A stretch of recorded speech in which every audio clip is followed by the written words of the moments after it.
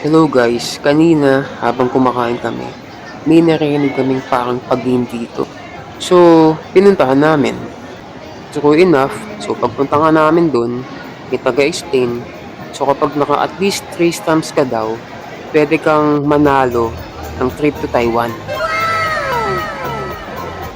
Meron siyang 4 na booth na pwede kang magpa-stamp.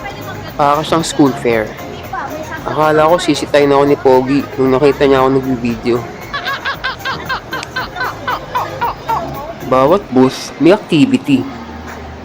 Habang nag edit na ako neto guys, eto yung hindi ko nakita kanina. Sayang hindi ko na itanong to. Short video contest. Scan nyo na lang to for mechanics. Malay nyo diba, manalo kayo.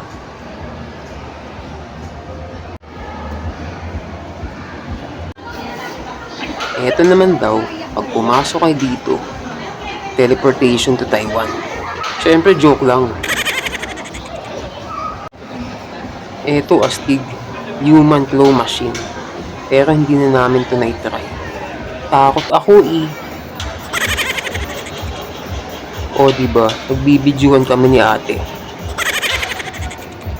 Habang tinitignan ko to, feeling ko manalo ba kami. Pero okay lang. So once in a lifetime experience, diba? Sana all.